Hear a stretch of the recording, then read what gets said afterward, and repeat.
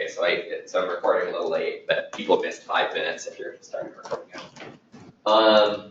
Yeah. So anyway, so Jay, you wanna do the last labs Sure. little intro?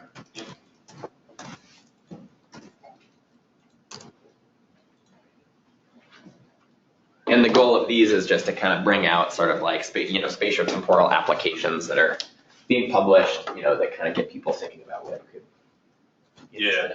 So we're going to talk about a interesting study published in Science that just came out recently, which is checking the global footprint of fisheries. So the authors basically, processed a huge amount of data from the automatic identification system, which is a system originally designed to prevent ship collision. And they checked over, I think it's 70,000 vessels, and created a global dynamic footprint of fishing effort. So what they found is that the industrial fishing activity occurs in more than 55% of the ocean area, which has the spatial extent more than 4 times that of aquaculture. So this figure A shows the spatial footprint of fishing effort globally. And over the course of year, which is 2016, and I think it captured more than 40 million fishing hours globally, covered a combined distance of, which is equivalent to traveling to the moon and back 600 times. And we can see the distribution is not evenly, and obviously you can see some hotspot in the northeast Atlantic Ocean and Northwest Pacific Ocean, and also some upwelling regions. But also you can see some conspicuous holes with minimum fishing effort. For example, the Northeast Pacific Ocean and the Central Atlantic Ocean, and some EEZ of the like.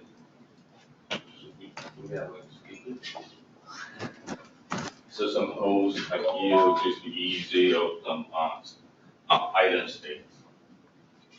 So I think they use a neural network to separate different fishing vessels based on their characteristics. For example, trawler fishing vessels.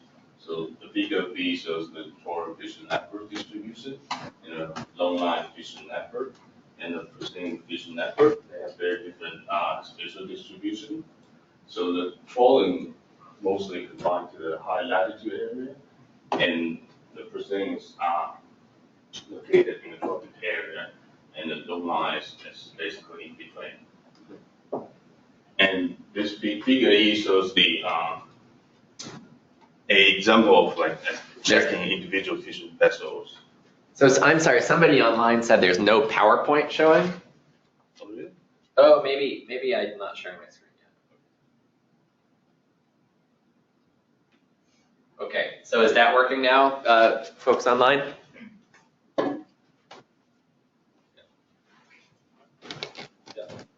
So figure E just a example tracking individual fishing vessels.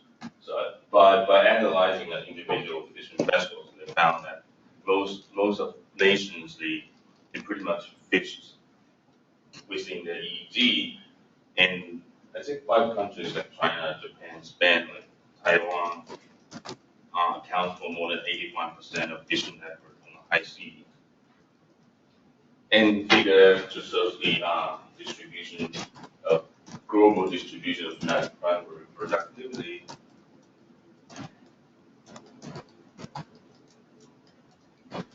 Sorry, yeah, you might need to make it full screen by clicking on the bottom right for the arrows to work again.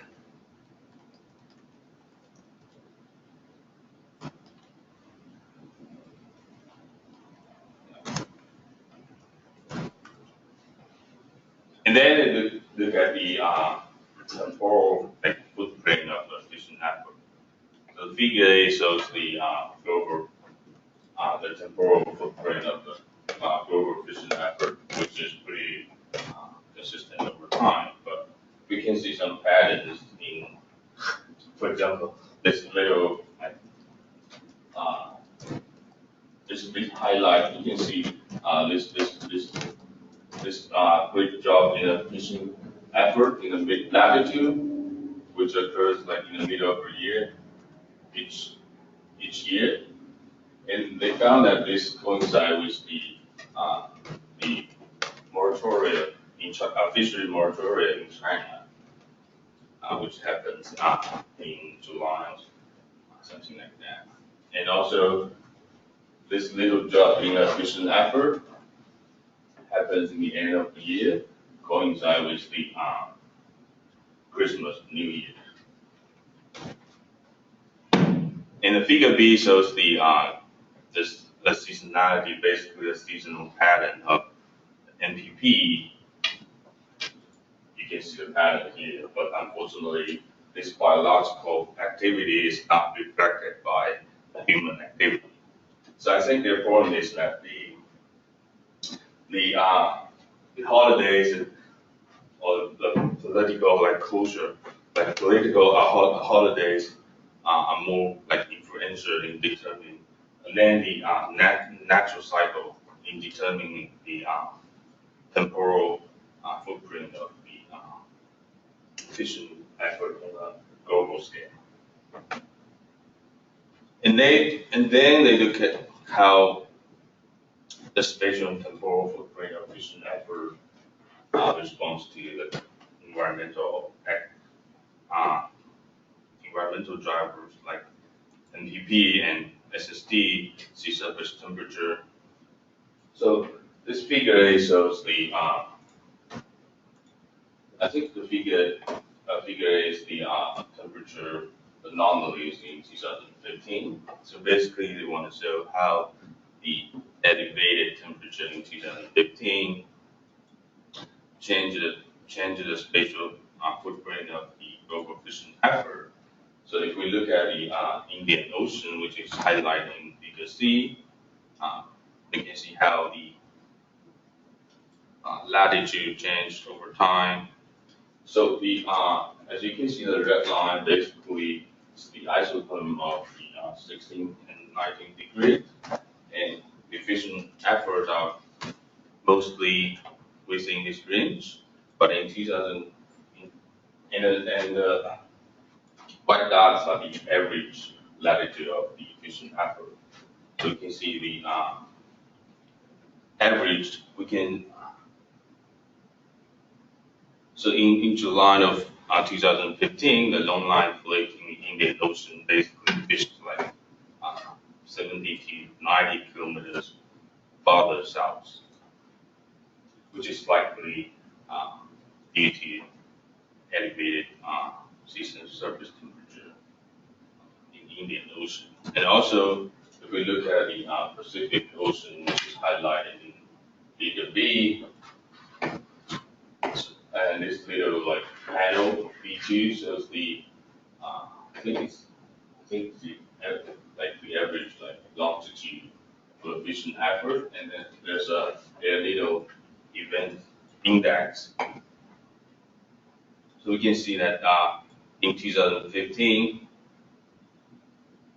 the fishing effort shifts slightly eastward, which is likely due to this and El Nino event.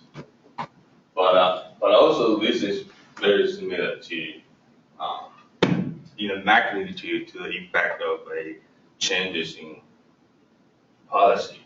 Just in 2015, the Phoenix Islands protected area was close to fishing. So, and finally, they look at how the changes in fuel prices drive the variation in fishing effort. So the figure A, we have the I think the black line, the solid black line is the fishing effort over time. I think after removing the seasonality, and I think the gray line is the price of the fuel price.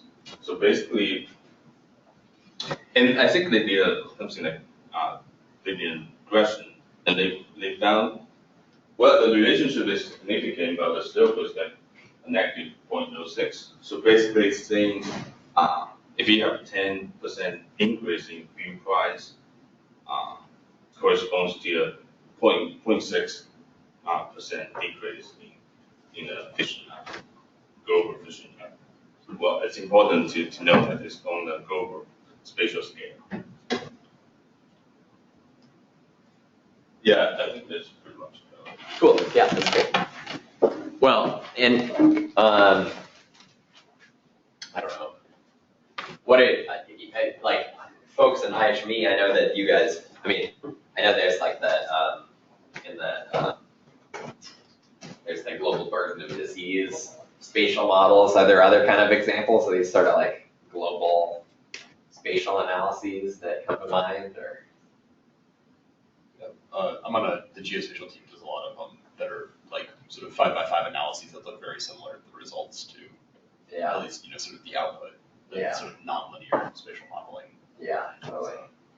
Yeah, I mean, my impression is that IHME has had like now it has like 60 people in it, where it used to have like five years ago. Oh, yeah. Yeah, so. It's like 350. Yeah, okay, yeah. I haven't kept up.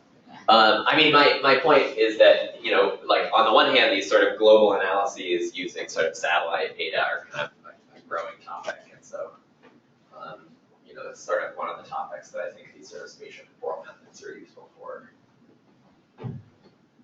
Yeah. I think it was,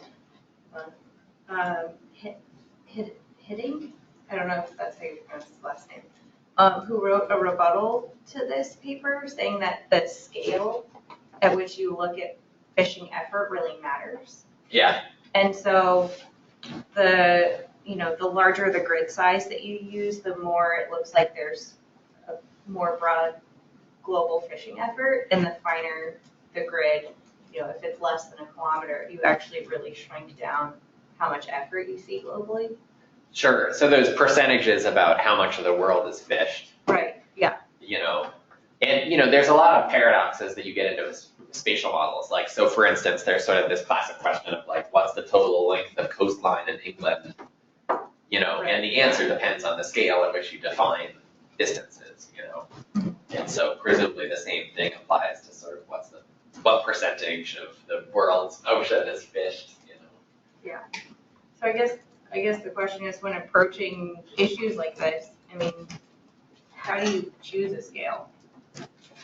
How do you, Yeah. because, right, no matter what you do with this, someone's gonna write a rebuttal unless you use absolutely super fine scale for everything, which is really data intensive and will probably take a really long time. Yeah. And so, there's some arguments that the trawling, instead of 55% or whatever it is, it's actually 8%, depending on the scale that you use. Yeah. Yeah, I mean, I think I think that's a great theme to come back to over and over again in this class. And all I'd say now, I'd rather discuss it kind of periodically as we do the lectures. But all I'd say for now is just, in my opinion, it depends on what the type of question is you're asking. So, another of these big concepts is I think it's called Bergson's paradox, that if you do a regression model at the wrong scale, you can actually misestimate sort of the causal impact of a covariate on your response variable. And so you can get kind of exactly wrong inference from a regression if you fit it at a coarse scale and want to interpret it at a fine scale. That's one reading of Bergson's paradox, and people can Google it if you're interested in more information. So, yeah, I think ecologists care about scale. I think statisticians care about scale. And it's a topic that we'll have to keep coming back to. Yeah, if I remember correctly, this study is using high resolution. Like the temporal and spatial resolution is hour and kilometer. But presumably the rebuttal is claiming that depending on how you bin it, computing that percentage, you get it. Yeah, they mentioned in the paper, I think, someone else use like courses like scale, and they have like higher estimate of percentage of. Yeah. Okay. Well, so, any other stuff to talk about or? So let's go ahead. Today, so this week 2, week 1 was about learning, linear models and generalized linear models. Week 2 is this second week of background introduction about linear mixed models and generalized linear mixed models. And essentially, I think this is sort of the most sort of dense section of the class in terms of potentially new theory. And so today, I think we're going to try to operate at a pretty much wholly conceptual level. And then on Thursday, we'll get a little bit more into sort of like why these things work the way they do. So again, any review about how we estimate a model? Talked about this over and over. So can do a regression. Yeah, so we can do a regression, and what are the different steps of a regression? So you have to choose your sort of method for defining error. So you could do like a least mean squares sort of Totally. parameterization, or you could do like a maximum likelihood estimation. Yeah. You do a simulation experiment. Totally. Yeah. I mean, so in the broad world of stuff, there's sort of different. Well, if you're fitting a probability model, you have to have an error distribution. And kind of in the broader world of estimation, you can kind of do simulation experiments. I guess my claim has been that we typically want to fit these probability models because they're kind of useful for learning about the process that generates your data. And so the kind of steps to that is to specify a model a priori, from your kind of creativity as a scientist. Identify plausible values for any parameters that are unknown in that model. And hopefully if you generate a model that's biologically meaningful, some of those parameters you already know. If you've got a susceptibility infected recovery model, maybe you can come up with something about, adaptive immune system takes 2 weeks to kick in. Some of those parameters maybe you don't need to estimate, but based on lower level models of immune function or origin behavior or whatever. But you've got some unknown parameters to identify plausible values based on the fit to the data that you have, and then you try to assess their uncertainty. And as a review, I kind of want to convince people that mixed effects models are sort of easily interpretable from basic laws of probability and that they also are intuitive. And so the only real laws of probability we're going to need for this week are this axiom of conditional probability and this law of total probability. So anybody want to kind of hazard sort of like what intuitively this axiom of conditional probability means?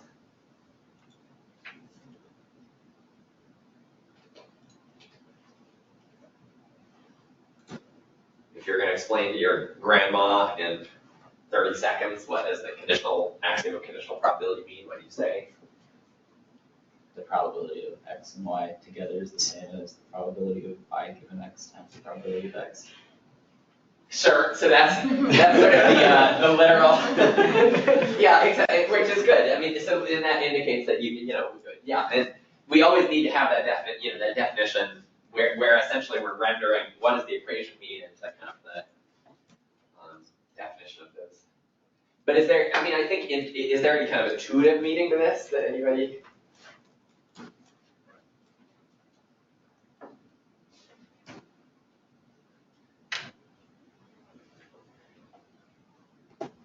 It's sort of intuitive that like if you to observe both x and y together, you have to both observe one of the two events, and then there's like a conditional, if one of the other events happens, then what is the probability of seeing that second event? And then you have to multiply the two likelihoods together to get the final.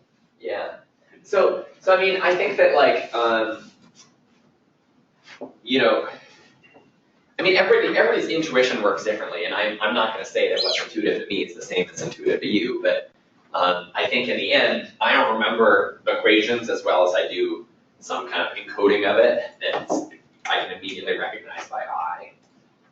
And, and my way of thinking about this is that you can, if you've got a probability of a bunch of different stuff, you can always factor it into a smaller set of probabilities. So for me, I think about trying to factor some process into smaller pieces. So, if I'm trying to figure out what's the probability of all of you attending class at the same time, I don't know, that's like, there's a bunch of moving parts, and I don't know, maybe you all get sick at the same time. But instead, it's easier for me to think about sort of a bunch of discrete, events, like what's the probability that there's not a flu at SAFs, and if there's not a flu, probably, all of you are likely to come in at the same time. I don't know, so a lot of the creativity of modeling is figuring out how you can have kind of a joint probability and factor it into a smaller set. That's how it's intuitive. What about law of total probability? What does this say?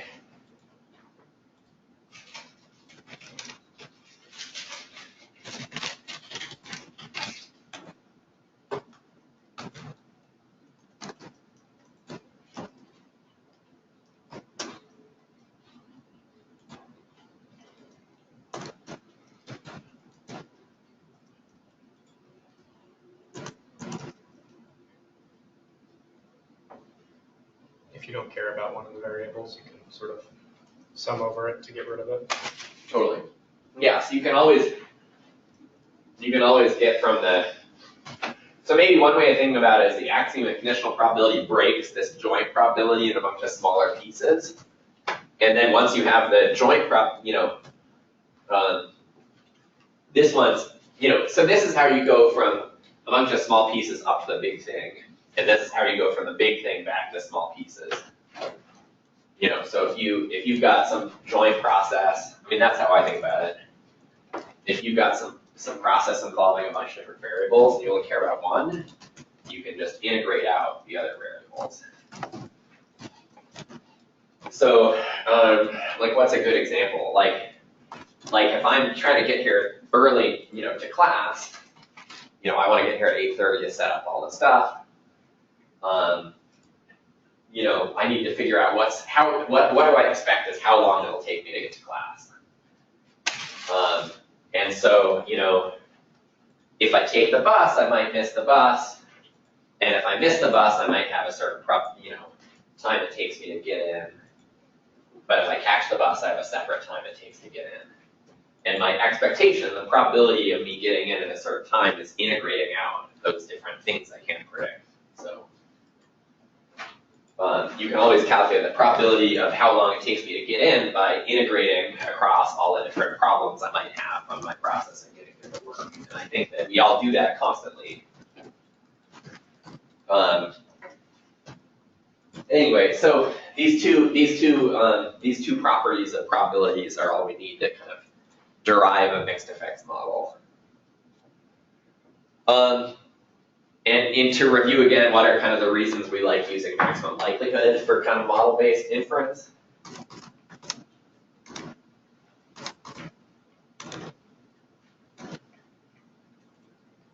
Remember, asymptotic normality is one of them. Yeah, so asymptotic normality. Consistency. Consistency, there's sort of two forms of consistency we talk about. Consistency and inconsistency. There's consistency No, for the correct model and the incorrect model.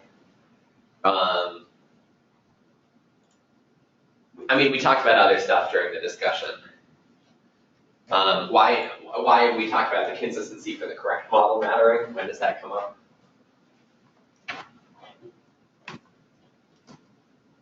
Simulation studies. Yeah, the only time it really comes up is simulation studies, or and when do we care about consistency for the incorrect model? Every other time, probably. Okay, so the problem is that oftentimes this likelihood, the likelihood of parameters given your data is the same as it's proportional to the probability of your data given your parameters. And that's the first step of this estimation. That's the kind of where you use your creativity to come up with a model for your data. And oftentimes we can't write out the probability of the data given the parameters, or often I can't do that. So are there some examples that might come to mind where we can't figure out what is the probability of some thing we measure given a process that we're used to seeing?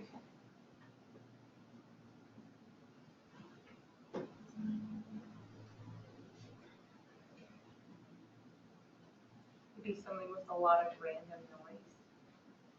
Yeah, so, totally. Okay. I mean, noise is such a sticky term. I mean, noise is just some process that we don't understand. So we can always kind of dive more into kind of mechanistic specification of what noise is. Like, okay, so like one, to continue my bus to work example, you know, if we're trying to measure how long it takes me to bus into work from Capitol Hill,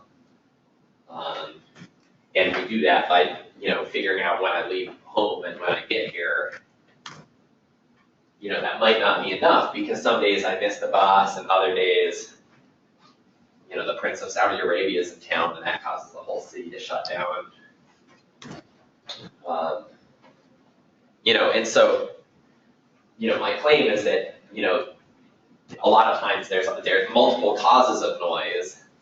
And so to figure, you know, to back out how long the bus takes to get down from Capitol Hill, you have to figure out, you know, a bunch of different processes at once. And you can maybe break that joint probability down into a bunch of smaller stuff that you could measure. The stuff that I, you know, come up with as ecologists, you know, tag or capture comes up a lot.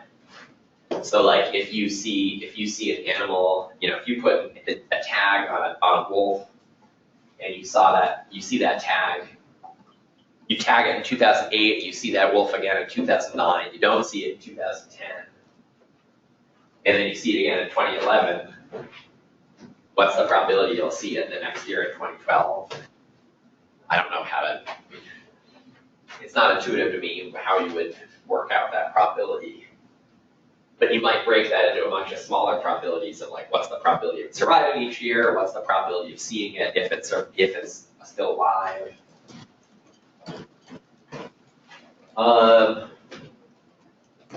You know, another one is occupancy, and like,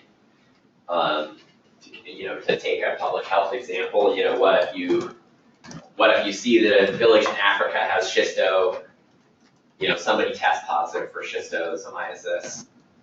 You know, it's the same. Occupancy models are very similar to tag or capture.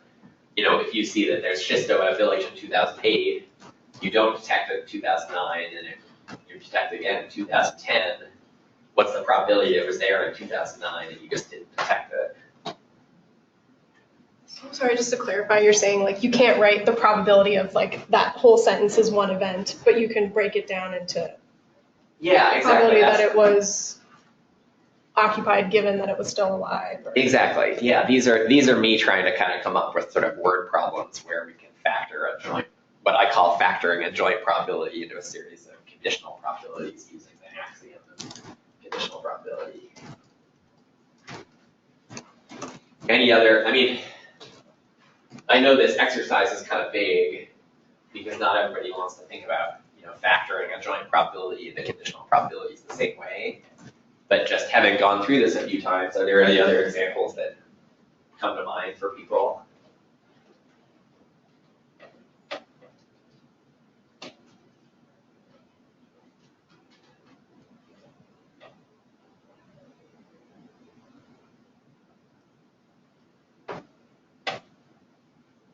I don't know, how, like we're all doing PhDs, how long do you think your PhD is gonna take? Like, do you guys make predictions about that, or? Rather not. What's that? Said I'd rather not. Exactly, so that's what. And +1. Yeah, exactly. Yeah, I mean, I as an advisor, I care a lot about being honest about trying to present to people how long their PhD might take. And, you know, because I think I have an ethical obligation to do that. And the way to do that is to, you manage your risk, so if you have a field sampling cut study, what's the probability that it will catastrophically fail, And if it catastrophically fails, how long will somebody take to finish? If the experiment goes well, how long will it take to finish? There's a lot, we constantly do predictions in our life based on things that we can't, predict well. And to figure out that, well, here I'm mixing up sort of factoring and integrating out things. But I won't really go to one. What about something like individual growth, say of fish? Like maybe that depends on the food availability or environmental constraints like temperature. And so you can break Totally. growth down into a bunch of smaller probabilities. Yeah, totally. Yeah, so, from my own work, we, Darcy Weber and I had a bunch of tag recapture data for Antarctic toothfish.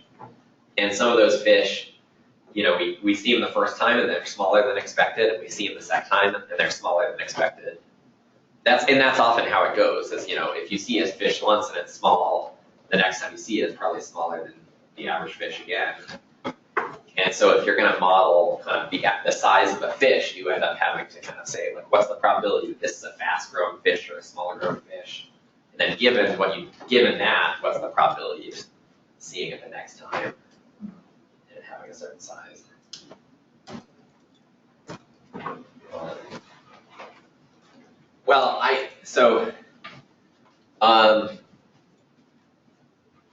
The point is that if we include some parameters, so we've got, if we want to say what's the probability of some data given some parameters, we can add what are called random effects, or in the history of derivedness, this meant derived over and over again by statisticians. Sometimes people call this augmented data. It was called data augmentation by some people in the 80s and 90s. And so if you introduce some augmented data or some random effects, you can say this, where the probability of your data and some random effects given your parameters is equals the probability of your data given the two of them times the probability of your augmented data or your random effects. And so what rule is being invoked in this equation? Which of those two rules that we talked about?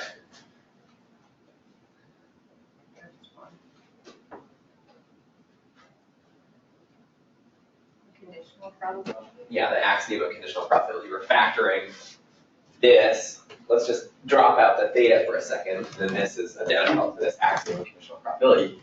We're factoring the probability of some data and some random effects given some fixed effects into two different probabilities. And then the likelihood of your data given your parameters is equal to this integral, where we integrate out the random effects. And so this is just a law of total probability. And so basically we can, the likelihood of some parameters given some data is equal to this right-hand side, where we're taking the integral across some random effects. And that's basically marginalizing out the random effects, like John said. And my intuition about why this makes sense is that if we want to predict something given some parameters, or we want to figure out what the likelihood of those parameters is given the data, those are just proportional to each other, we can just take the weighted average across some stuff that we don't know. So that's sort of implicitly what I was doing in some of the examples. I was saying, the probability of me, I should have been more clear about this, and probably should have read the slide more carefully before I got coming up with examples on the fly. Is the first equation you have up there conceptually the same as a random effects, or fixed effects, in that there's you have some parameter you're trying to estimate, or you have some data and you know more about it given like a covariate, regardless of whether or not there's like I guess is like the random effect part and what differentiates it from a fixed effect coming with the integration step. Yeah, so the integration step, like, if you could measure epsilon directly, then it would be data, and you would just, it wouldn't be augmented data, it'd just be two different types of data. So like, if you're trying to figure out, trying to think which of my examples was least kind of muddy. Like, if you're trying to figure out how long it takes me to get from work, because you're really interested in my commute, you're more interested than I am. You know, if you clocked when I left work, when I left home, and when I get to work, and you also could somehow measure from my phone or something whether I missed the bus or not, or whether the traffic is bad, then maybe you could measure this random effect, which is me missing the bus.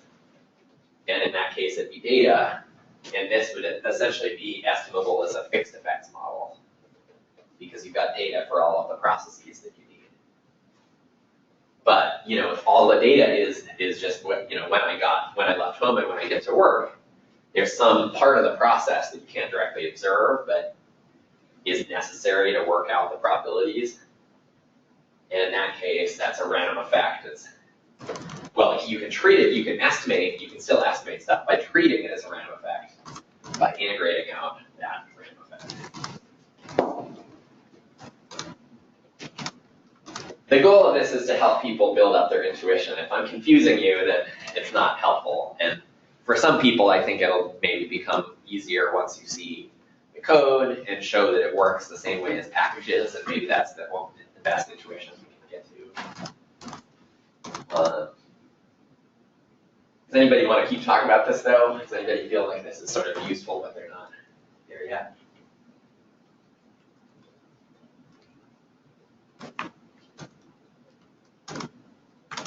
How do you know if you have all of the processes? I mean, Yeah. there could still be something like the Prince of Saudi Arabia comes to town, and that it's just some like random event. Right? Yeah, so, and this comes back to sort of my difficulty responding to your comment about noise. So if you've got, you know, you always, another kind of conceptual rule of thumb is you can always fit a model with one type of error basically for free. And if you have more than one type of error, you need a mixed effects model. And so, you know, you could say, if you clocked when I left work and when I get, you know, left home and when I get to work, you could just say all of that is noise. You could fit a model of that and just say it takes me anywhere from 5 minutes to 40 minutes, depending on how bad traffic is. And that would be kind of a shitty model because you're not explaining much of the, you know, variation. But if you start having measurements of stuff like, oh, I missed the bus or not, or oh, it's during rush hour or not, or you know, oh, you know, the traffic is bad because of a Husky game. If you start measuring those sort of things that contribute to the process, then you could probably explain, you know, conditional on those things, on those covariates, you know, I predict that it'll take Jim 20 minutes here, 10 minutes here. You know, or you could start building those in as random effects if you don't have a measurement of them. And you can say, well, even though I'm not directly observing it, you know, conditional on catching the bus, it probably takes me 10 minutes, and missing the bus, it takes me half an hour. I don't know. I'm really belaboring this bus example. Does anybody else have an example that comes to mind that? I was interested in fish feeding on different sponges, like whether a fish would, what was the average kind of feeding rate on a sponge? And I had sponges at different sites, so I knew that was going to be a factor, but I also knew that the sponge itself could affect it, like what size, or maybe there was some like chemical property of the sponge. So, Yeah. but I didn't know exactly what that was going to be, but I knew that was kind of something that I wanted to account for, but I couldn't, it wasn't like the main thing I was interested in. Yeah, Very yeah. loose. Yeah, right. So you can always do this with any model. So you could put in, you know, Chinese New Year's as a random effect in any old model. You could put in sponge nutrient concentrations. You could put in, you know, water temperature. Some of those things you'll end up with not really improving your model at all because it doesn't really affect the process in any important way. but you can still do it and integrate it out, and if it doesn't matter in the process, you just end up with the same likelihood ultimately. Maybe that's as far as I'll go for now, because, yeah. But don't you also have to be careful with how many things you try to explain so you don't have spurious correlations? Like, you know, maybe the moon cycle explains your commute somehow, and yet they have nothing to do with each other. Yeah, well, let's come back to that. Unless they do. I don't know about your commute. Yeah, I'm a Wiccan and I only use the bus. Let's come back to that. Okay, so the terminology I'm gonna use is that, you've got fixed effects and random effects, and they're both types of coefficients. So there's things, that's just the term I'm gonna use for something that's estimated, and it could be fixed or it could be random. And I'm gonna call all fixed effects parameters. So statisticians would not call a random effect a parameter. A mixed effects model is a model in which you've got a bunch of coefficients. Some of them you're treating as fixed and estimating by maximizing the likelihood, and some of them you're treating as random and integrating out when calculating the likelihood. And that a hyperdistribution is a distribution for random effects. And I'll just leave out exchangeable for now.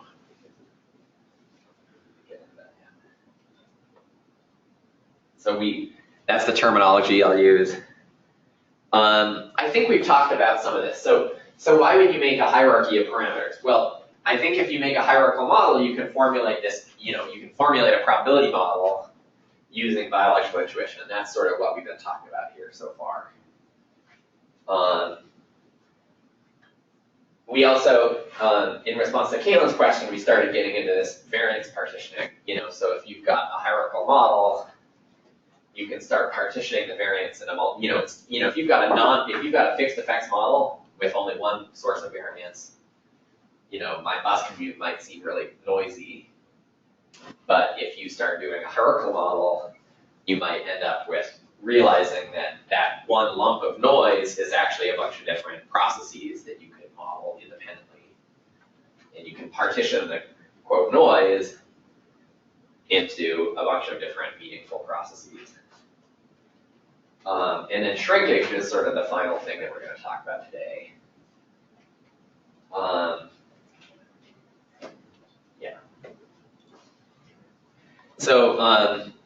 So has anybody heard about Stein's paradox, or anybody want to give a definition of Stein's paradox if you've heard about it? I just have a question before we move on. Could you define hierarchical model? Like, is that interchangeable with mixed effects model? That's how I use it. Okay. Yeah, and the term hierarchical model, again, comes from something that looks like this, and I'm being kind of lazy about notation, but we basically factor the probability of the data and the random effects into the probability of the data given the random effects and the probability of the random effects. So there's a hierarchy here. You could draw out a little graph where you've got the probability here, and then this probability given this equals this. And so there's sort of that's where the term hierarchical comes from.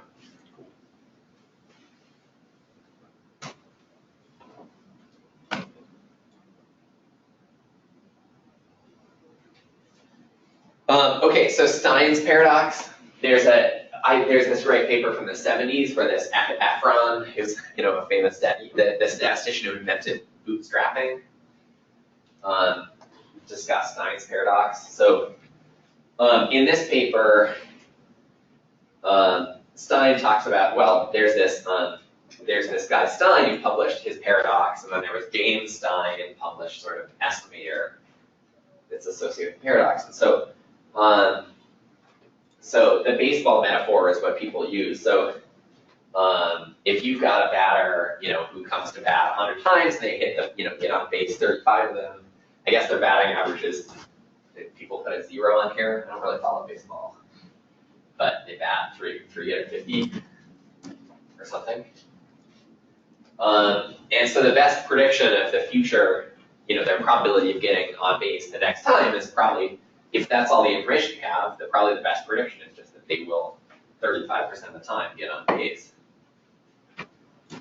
However, if you've got 3 batters, one person's batting 300, one person's 350, and one person's 400, which I think are really good batting averages,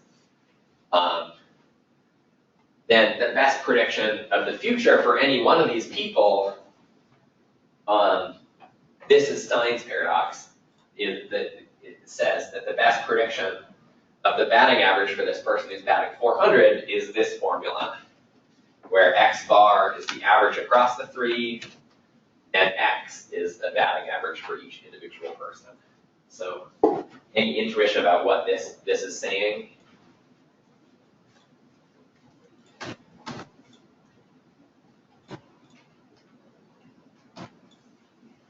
So is C sort of the level at which they go towards the group mean instead of their individual? Yeah, so sometimes this is called pooling or shrinkage.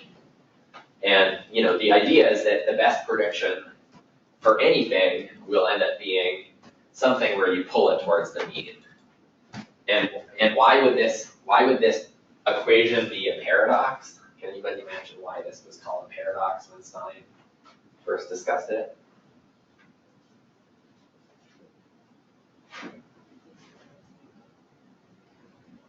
Usually you'd expect that the mean for that person would be the best predictor.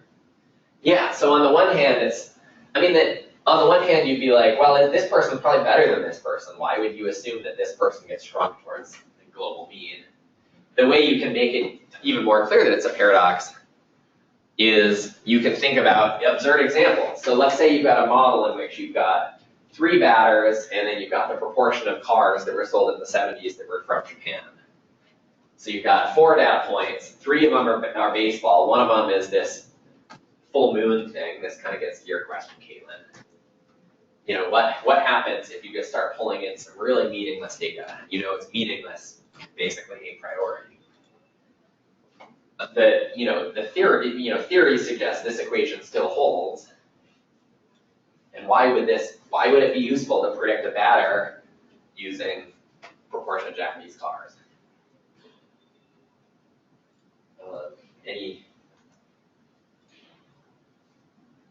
Well, so the kind of the reason this works is that theoretically there's some way to estimate the C, this shrinkage parameter, where it works well on average. And if you get contamination, if you start putting in meaningless stuff, this C will go to 0. So in the case that you start putting in batting averages, and then this is the height of men in the US, so that these are from 0 to 1, and this is in centimeters, and it's hundreds, then you start getting strong contamination, and C will go to 0 really quickly.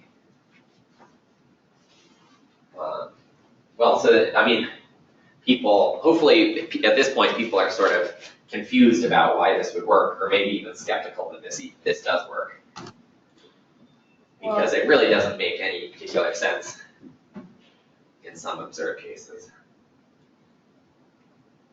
As C goes to 0, the best prediction of a hit would then just be go towards the individuals. Exactly, yeah. So the claim is that we always can do an estimate of C that's sufficiently conservative that that this model still holds.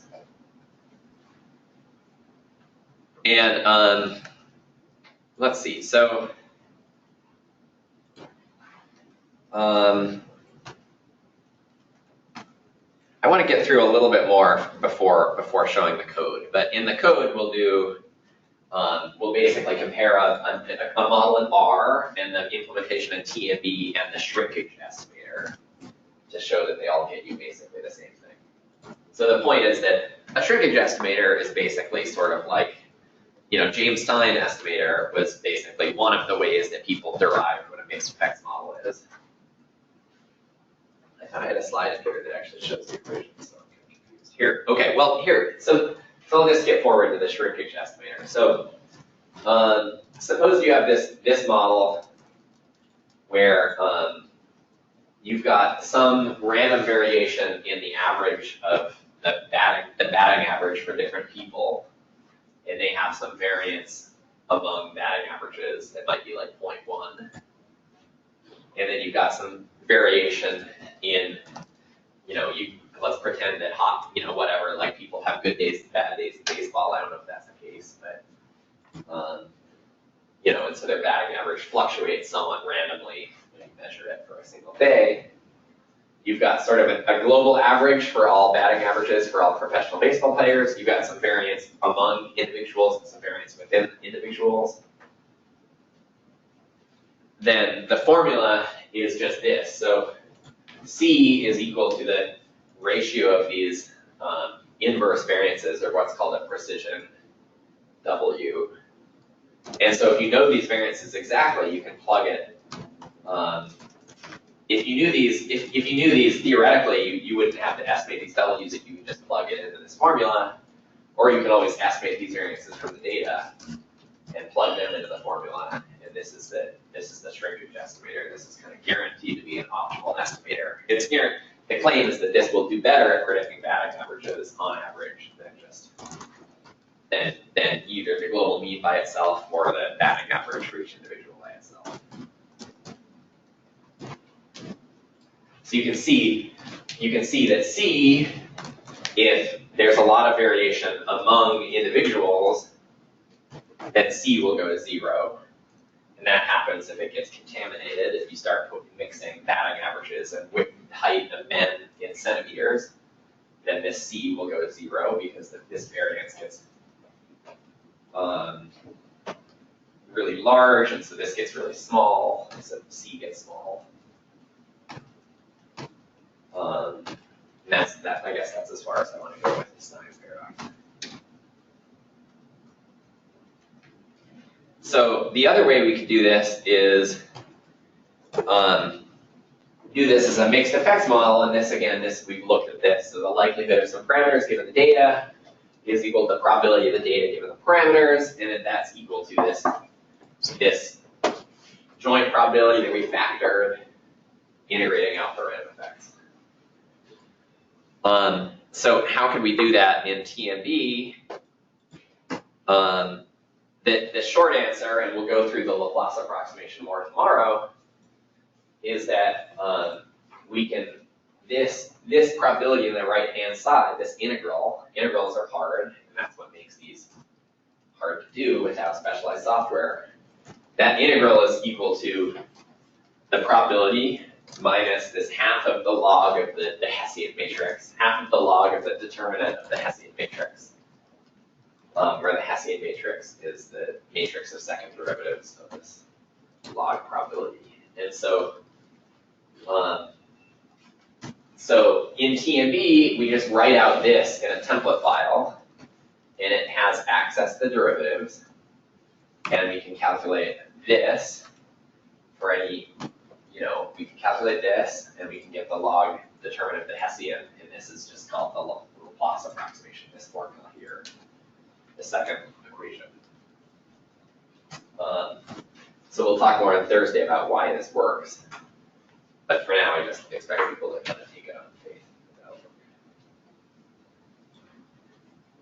And so the last slide I want to get through today before we look at the code, the steps to do this in TMB is to write out the joint log likelihood. So I'll call the joint log likelihood the product of the data, the probability of the data and the augmented data given the parameters, which we can factor into these two different pieces. And we write that in a CPP file. We choose initial values for the fixed effects and the random effects. We do what's called inner optimization, where you find the maximum for you maximize that log probability with respect to the random effects. You then calculate the Laplace approximation given that estimate of the random effects. And then you do what's called outer optimization, where you then change the value of fixed effects, and repeat steps 3 and 4.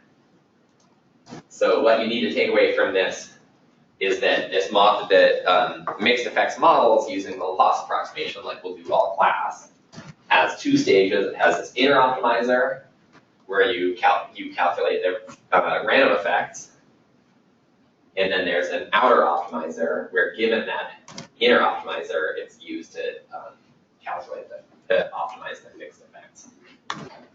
So is that when you run like MLN and B, and it gives you like inner MGC first, and then occasionally give you like outer. It's doing inner and then outer. Totally, exactly, and we'll see that in the code in a second. So there's sort of a two-stage optimization process with inner optimization and outer optimization. And I'm happy to stop there in terms of theory for today. So, so looking at the linear mixed model.r file, you'll have to set the working directory to your own location in your computer. And here we're simulating some data from a linear mixed model. So we've got 100 observations, where the first 10 observations are from group 1, the second 10 observations are from group 2, group 3, and so forth through group 10. Every group has some random effect associated with it. So this random effect might be, the net effect of a bunch of genetic variation on height of women in the class. It might be something about, how good they are at baseball, I don't know. We've got some global intercept, and we've got some observation for each individual.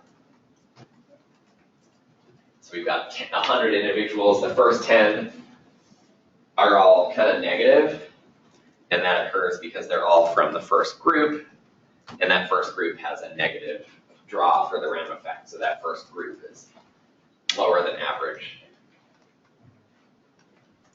If we run this as a mixed effects model in R, using the LME4 package, we can already see that it's sort of partitioning the variance into two different pieces. So it's hard to understand what this means if you're not used to mixed effects models. But maybe you can see that there's a standard deviation that's close to 1 for the group, and then a standard deviation of 1 for the residual. And when we simulated the data, we had a standard deviation of 1 for the group and a standard deviation of 1 for the residual variation. So it seems to be doing kind of roughly what we expect. We can run the model in R and in TMB, and we can come back to what it's doing on the TMB side. But if we look at the report, it's giving sort of, again, the SDZ will be the standard deviation between groups, and then residual standard deviation is also close to 1. And then we can also look at sort of a shrinkage estimator. So this is just me writing up that shrinkage estimator that we have in the slide. And the punchline of this is to say that if we use these to predict the random effects, the average for each group, this is the true value that we simulated at the top of the file. Here's the R version using LME4. Here's the estimate using TMB that's identical to the 6th decimal place. And then here's the shrinkage estimator, which isn't quite the same, but is pretty close. I mean, so, the first group, is strongly negative. The second one is about 0.6 and so on. So my claim is that TMB is giving an identical answer to R and is giving something really close to the shrinkage estimator that people started developing in the 70s, where that shrinkage estimator is just a way of weighting each observation to the global average as well as the average for a certain group.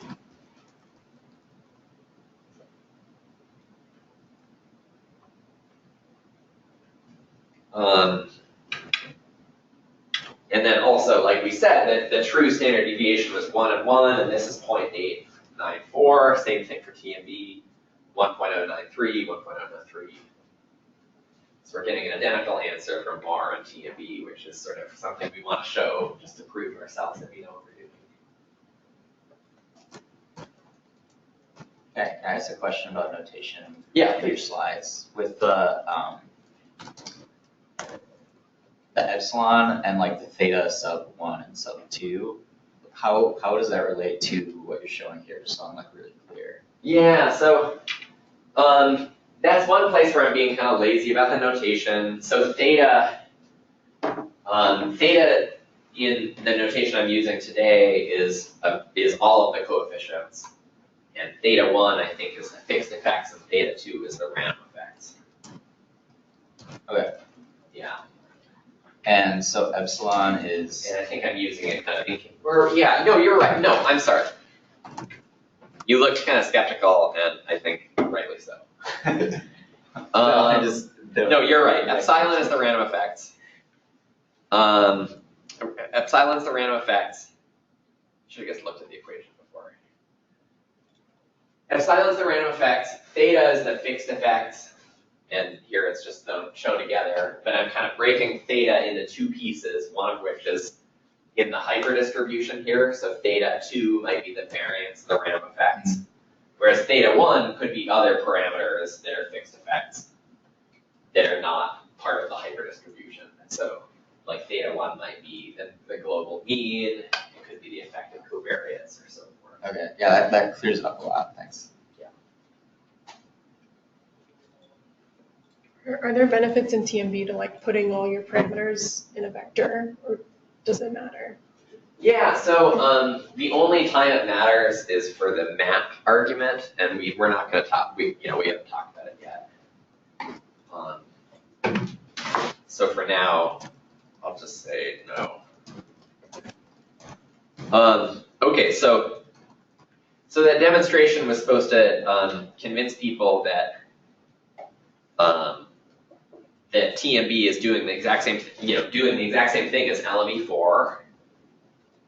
And, because we get the same answer to the 6th decimal place, and then it's doing something really similar to a shrinkage estimator, which is just saying that we predict some data based on the global mean plus the mean of that group. And now I guess, we've got a few minutes left, and so we can work through what the TMB code is actually doing. So the way we implement this is we've got this block at the top where we input some data. So n groups is just a single integer, so that's data underscore integer. G sub I is the group for every observation I. GI, that's numbered from 0 to 9 because CPP, C++ indexes things starting at 0 and going up to, the number of groups minus 1. And then data vector Y sub I is the observations. And then the set of coefficients is beta 0, which I'm calling the global intercept, log SD, which I'm estimating instead of SD because log SD could go anywhere from negative infinity to infinity. And then we exponentiate it later. Log SDZ is the group, the variance within groups. So these first three things are the three parameters we saw in the shrinkage estimator. We need the global mean, we need the variance among groups, and the variance within groups. And then, unlike the shrinkage estimator, we also specify parameter vector Z sub G, which I don't actually want to call a parameter. Those are random effects, which I call a coefficient. And then, unlike the linear model we looked at before, like the linear model we looked at before, we do this loop through all of the observations and we say, what's the probability of the data given this linear predictor and the distribution of that, the variance of it, and we have to specify distribution, which we say is normal. And we just accumulate the negative log likelihood in this J and LL by left assigning the negative log density that we get from p-norm.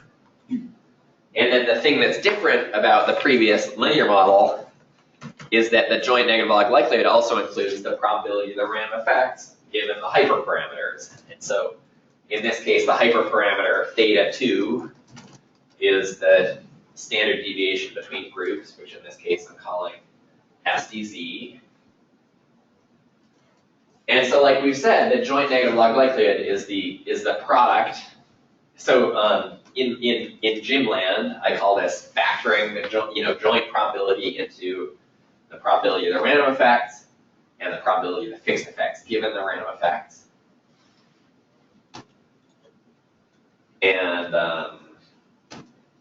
And clearly to get out the likelihood, we're going to have to integrate across the random effects to do this. So this codes up the joint negative log likelihood. There's no integral written into this anywhere. The way we integrate it is using the Laplace approximation.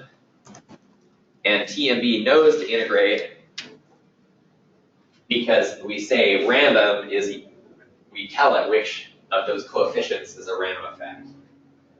So in this case, we put in the data that we saw, we put in the parameters that we saw with their starting values.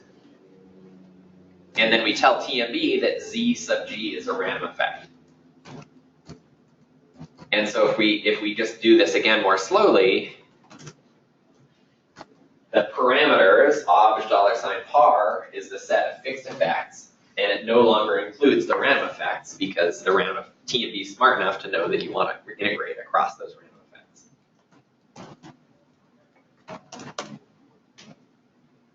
So like if we look at all the full set of coefficients, it's beta and the 2 standard deviations and all of the random effects, but those are dropped out when we actually look at the parameters for this build TMB object. If we run this obj $par, we get a little of this output, and Simon, were you, or was it Nat, one of you guys brought up this sort of inner loop and why you see this stuff on terminal? I guess it was you, right? So anytime we evaluate, anytime we run the obj $fun, it's doing the inner optimizer automatically, and then this number that's outputted is the Laplace approximation, the marginal log likelihood. Technically, it's the negative log likelihood. And this stuff it's showing on the screen what's going on with the inner optimizer. So the first time it runs the joint negative log likelihood, the joint negative log likelihood is 330 apparently, and the maximum gradient of that with respect to the random effects is 2. It then does a Newton optimization step, and that Newton optimization step in exactly one step gets the maximum gradient for the inner optimizer to essentially 0. And once that inner optimizer is essentially 0, it does the Laplace approximation and outputs the Laplace approximation is this 313. So anytime we run TMB, anytime we run this, it automatically does this inner optimizer and uses the Laplace approximation. And so we don't really need to know the details of the Laplace approximation or that inner optimizer step. I just want people to understand the theory enough that they can understand what's happening in their terminal, and enough that they can understand how they have to specify the model to do an inner optimizer. For the inner optimizer, the MGC being 2, why is that not? Why are we not worried that that's big?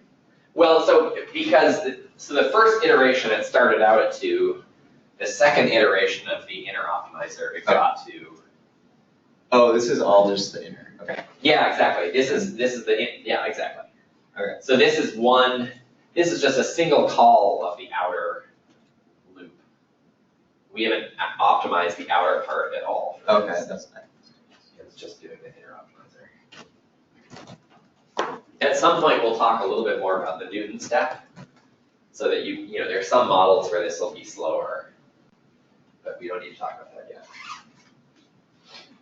If we do obj ger, parentheses obj par, TMB is smart enough that it actually recorded the results of this inner optimizer internally, and so it restarts it from the previous best values of the random effects, and that's why this MGC for the inner one is the same maximum gradient as the best from the previous one. And and then it outputs the gradient of that negative, that approximation of the log likelihood with respect to the three fixed effects. So this is the, the first one is the gradient with respect to beta 0. The second one is the gradient with respect to log SD0. And the third one is the gradient with respect to log SDCE. And then we can use an optimizer to run this whole thing. So it happens really quickly, but we can scroll up and look at it. So the first time it runs it with the starting values, the outer maximum gradient is 87, and that's from this second parameter, as we saw. It then does the inner optimizer a few more times and improves it and gets this outer maximum gradient that's lower. Does the inner optimizer a few more times and gets the outer gradient lower again. And so on and so forth, until by the end here, the outer maximum gradient is, really, really small. Such that by the end of this, the final gradient with respect to each of these fixed effects is, 1 trillionth or whatever it is here. So that's all of the content. I mean, that's the core content that I wanted to cover today. Does anybody want to? I mean, we've got 5 minutes left to go in detail through some piece of this. Any votes?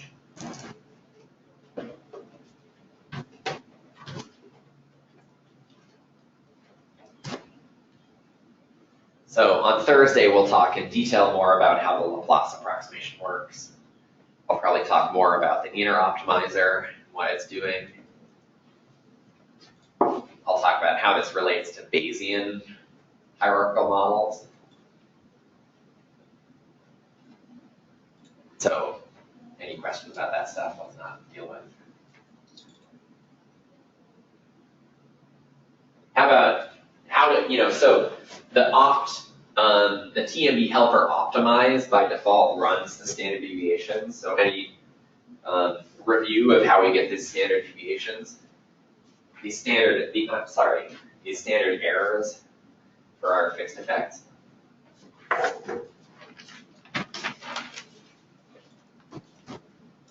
Anybody besides John who answered last? I mean, John who has answered previously. Remember how we get these standard errors?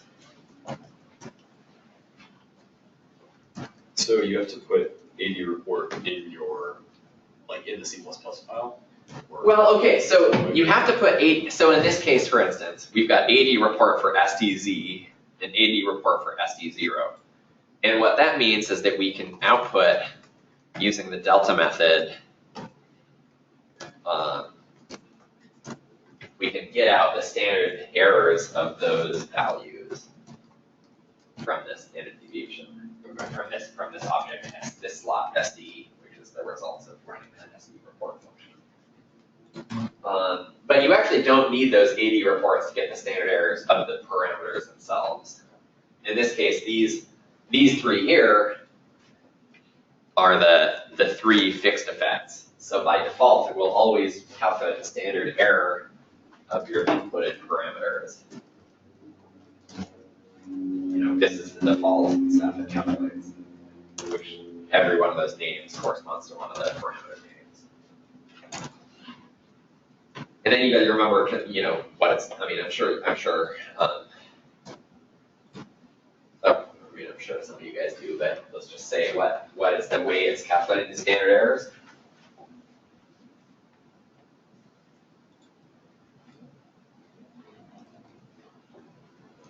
Well, it's an asymptotic standard error that's calculated from the Hessian matrix of the Laplace approximation of the negative log likelihood. So it identifies the MLE for each of these parameters, and then after it identifies the MLE, it calculates a matrix of second derivatives, inverts that matrix, and extracts the diagonal of that, and that's the estimated variance of those parameters. Was that what we were saying in the first class is actually just an approximation because we're only taking the diagonal Yeah, exactly. Yeah, and why are these standard errors useful for parameters? What do they mean? Like, what does it mean under maximum likelihood theory?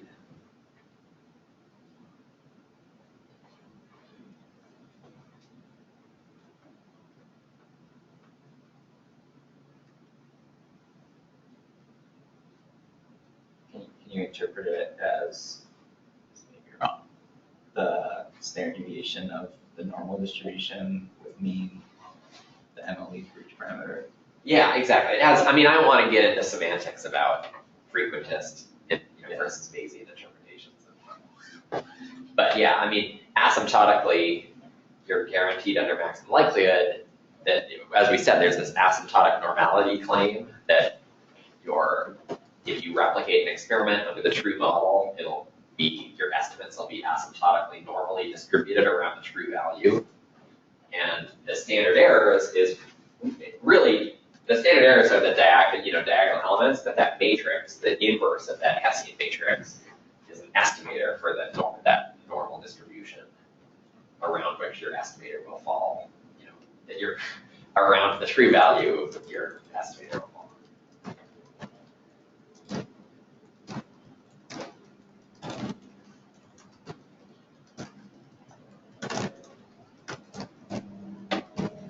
So would it be appropriate to take, for example, if you want to generate 1,000 random draws based on estimates from your parameters, would it be appropriate to do like a normal distribution with mean, the estimates, and standard deviation or variance, like the standard error, and would basically reconstruct your model and just generate the predictions that way?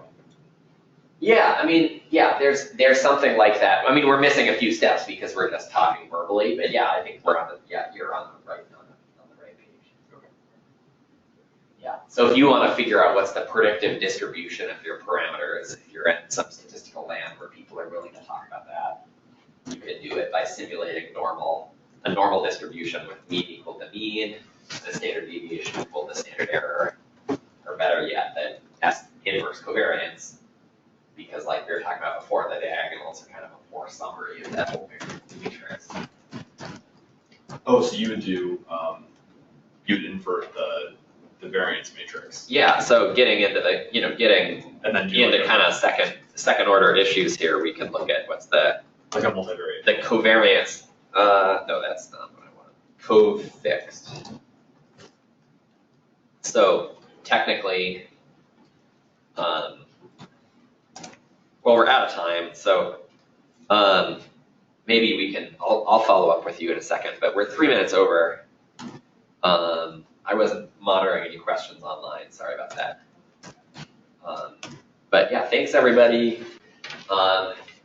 Kristen, I'll stick around and chat with you a little bit, and other people are welcome to stay here as well. And I gotta leave at 11.